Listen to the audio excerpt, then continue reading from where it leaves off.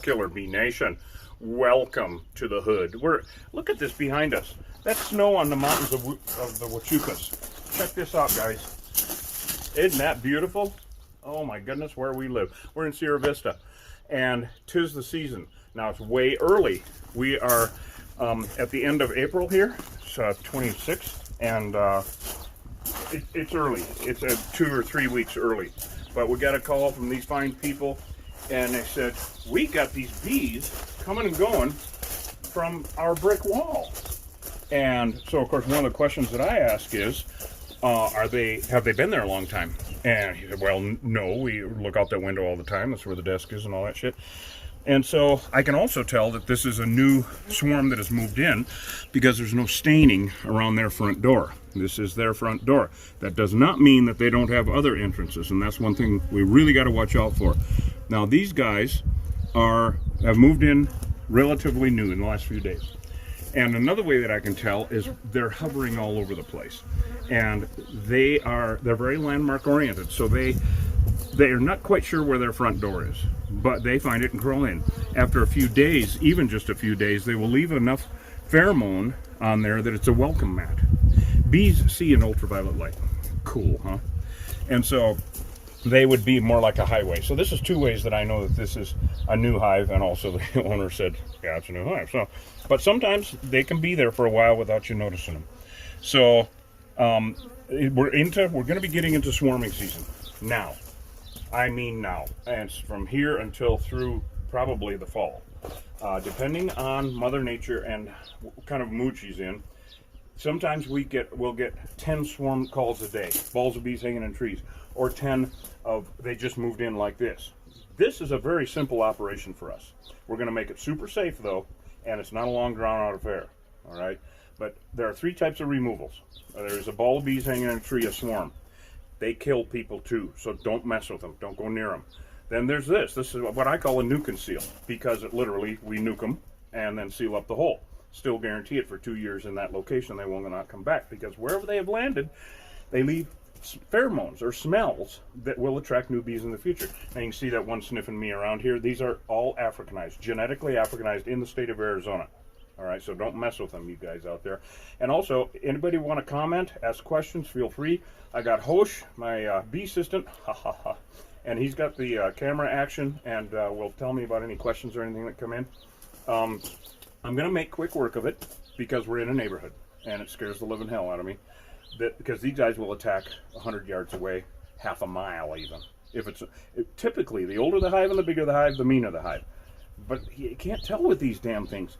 And people always say, well, I only see a few, so there can't be too many in there. Okay, this is the airport, not the city. The city's inside, all right? This is the loading dock. That's all that is. And so when you see a few dozen, like a couple dozen or something like that farting around, an average swarm when they first move in has 7,000 to 10,000 bees in it. That's a ball of bees like this. And I've seen a ball like that disappear into a hole the size of your finger in 30 seconds. Awesome, in a bee suit. So that's got 7,000 to 10,000 bees in there. I know, it's hard to believe. A lot of these bees that we're seeing are going to be called remnant bees, because they're going to be left over after the removal. And, well, it's actually just a nuke and seal. We're not going to take them out. And so they can't go anywhere else. Every hive is an enemy of every other hive, and we'll go into that. We're going to do another live stream fireside chat on Monday. Does that sound good, Hosh? Sure. Right on? Yep. Okay. And so we're going to make this safe. We're going to mitigate the threat. Okay, that's what we're going to do. So to do that, to begin with, because there are guard bees in there that are looking for a fight. Now, not every Africanized hive is as ornery as the next one. That's not the issue. The issue is you can't trust them. You don't know from 1 second to the next when they're going to go off the chain. So we're just mitigating the threat in this situation. And these are not our friends. These are not our grandfather's honeybees. Don't mistake that at all. There's no romance with these things. The honeymoon is over. So I'm going to take my spray adhesive, which you've all seen me use, and I'm going to just spray down the entrance so that any guard bees that are in there cannot just come pouring out. So that sticks their wings together. So, like I said, this is what we call a nuke and seal. This is a pyrethrin, and a pyrethrin is a pesticide that's made from chrysanthemum flowers. Isn't that cool? And how humans figured out that chrysanthemum flowers were good to kill anything with an exoskeleton, and that was toxic to, like, lice or parasites external, is in the Middle Ages, in the Dark Ages actually. People were not as clean as we are now, and so there was a lot of lice and parasites and a lot of problems. People found out that if they bathed in chrysanthemum flower tea, killed the bugs. Awesome. So, of course, modern man has distilled that down and made it into a pesticide, and it works really good. It's one of the least toxic ones. In fact, it's actually in a lice shampoo you can get at Walgreens or wherever now for your use, right?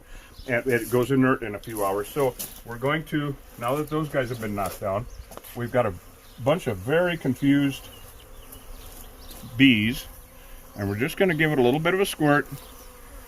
Give it a little bit. All right, now it doesn't really take much. Now I can see all the way through there, so we're going to have to go around the other side, because now when we make sure that they don't have any other holes, and we're going to caulk all this up. Now we don't need to go on the other side because that's a whole separate world. They can't get from here to there, but they can get from here to there and here on the other side. So this stuff works really quickly on anything with an exoskeleton and 6 legs or more. Did you know that, Hosh? I have a license to kill anything with 6 legs or more. There you go. There you go. So that is pretty straightforward. We're making this safe. Like I said, it's not like one of those big removals you've seen on YouTube channel or TikTok or Facebook or any of the others, Instagram, where it's just all hell breaking loose. We're trying not to do that, okay? Trying to make it safe. And so now what I'm going to do is take my caulk gun, and we're going to caulk up all of this. Because if the door is closed, nobody can get in, right? So we're going to make it as safe as we can. And we use a clear caulk because it's universal. I used to carry all the colors on the truck. Way too much monkey business. Somebody wants to paint their paint, after we're done. No, they can't. So we use a really good clear caulk, because one problem I used to have with the guarantee was if you use a cheaper caulk, it shrinks. Well, there's a hole again if it shrinks, right? And so we don't want that. So we get the non-shrinking stuff. Oh, I gotta go get another tool. All right, logistical stuff in the field, kids. So, and of course, don't try this at home. You will see on our YouTube channel where we have a lot of videos up, and we actually have a DIY section. Yes, do it yourself. And you know what I call it?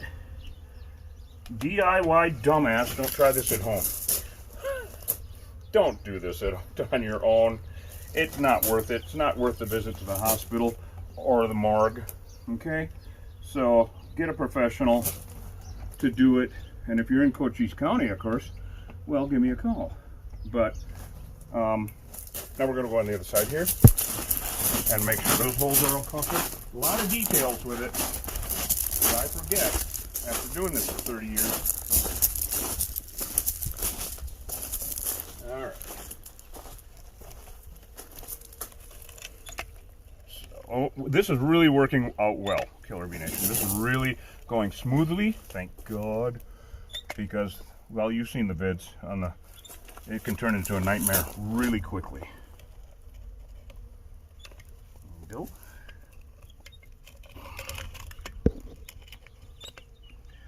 Okay, if anybody says you missed a spot, I'm going to come after them. All right. There we go. Okay, we are literally now at the 95% level. Yay, that's where it should be in a neighborhood like this. The ones that really scare me the most in neighborhoods like this, which you've seen me do, are when they're an established hive under a shed and we have to cut the floor out, and it turns into a nightmare right away. We don't close them. Then we go door to door, but this gentleman who owns the place was nice enough to go over to the neighbors and tell them about it. Yay, thank God. Keep the dogs in, keep the horses in, the elephants, whatever pets you have, keep them all in. So now we're just going to stand back and watch for a little bit and see how many remnant bees come back. Now, okay, this is a prime example. Check this out. Remnant bees are coming back and landing right there in the corner. You see that? prime example. Now, with a normal hive, Killer Bee Nation, there will be 2,000 to 5,000 of these guys out working in the field at any time during the day. This situation, since they just moved in and they're still getting to know the hood, and probably a couple hundred, something like that. So the reason they're over here is because I've been messing around over on the other side, their actual front door, and it's not very attractive anymore, but they're very landmark oriented. This looks just like this over here.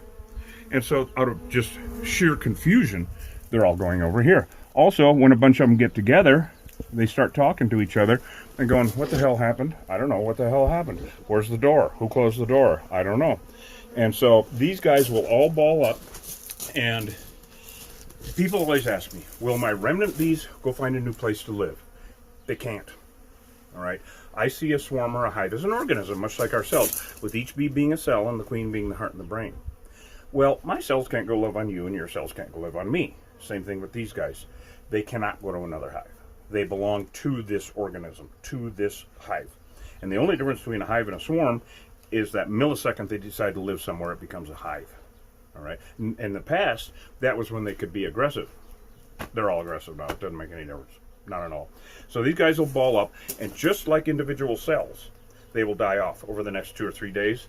And especially if it gets cold again at night now, or at the end of February, it should get cold. I mean, my God, it's, supposed to be winter. What is it, 65, 70 degrees out right now? And then, of course, yesterday I had 2 inches of snow up at the ranch. But, so they will ball up the remnant bees and die off. And these guys, there is no romance between them either. Individual bees, the hive treats individual bees like cells. They don't care about individuals, just like we don't care about our individual cells. We don't. I mean, every time you shower, you kill a million of them. Same thing with bees. If a swarm, a ball of bees hanging out in a tree will take off and leave scout bees coming back to die. They don't care. The queen is all important, for sure. So, and the drones, they don't matter either. Those are the males. We've talked about that, and we'll talk more about it. So you see how these guys are hovering all over here, kind of confused? That's because they didn't leave. They hadn't been here long enough to leave a doormat at their front door. And they're going, it's here somewhere. So they're not aggressive, thank God. They're still Africanized. Don't ever get that wrong, especially in this neck of the woods. And even up north, they killed a beekeeper in Connecticut. We had a stinging incident in Manchester, New Hampshire. All right. They've been found in Madison. They found a swarm of genetically Africanized bees in Alberta. Really? So if you're a beekeeper, I recommend full armor, because the beekeeper that got killed in Connecticut, old guy, had 2 hives, just went out with his net on, t-shirt, no gloves, like I used to, was going to check on his bees. It's a fun thing to do, it used to be. He popped the top board. This is in Connecticut. He popped the top board, and one of his hives was hot. He didn't know that. Or Africanized, that's what we call Africanized hives, is hot, because they are. And they came out with such a force that he didn't make it back to the truck. So please, if you're a beekeeper out there, get full armor, tape, duct tape. Just don't risk it. I mean, if they attack, you can't outrun them, and you can't run fast enough. Okay? I've watched guys run off of roofs. Don't jump into water. They will follow your CO2 trail. It's a nightmare. It's just a damn nightmare. So this is working really well. Now what we're going to do is get our clipboard, go around and talk to the owner, and make sure he gets a jar of honey. Yeah, we have a jar of honey for everybody. And wrap this up. So, welcome to the hive. I'm glad you guys could show up. Were there any comments or anything? Nothing? Okay, great. We're going to edit this down and make a vid out of it also. And it'll be on, the live stream will be on YouTube perpetually now. And the edited version will be on all the rest of it. And so, stick around though, because we're going to be live streaming a lot of removals this summer. And it's going to be exciting as hell, as you guys know. So, Killer Bee Nation, killerbeeguy.com, get some honey. Come on down to Cochise County, come to Bisbee and Tombstone and visit the whole damn place. It's a beautiful, beautiful county out here. So, we're going to buzz off, and we'll see you next time.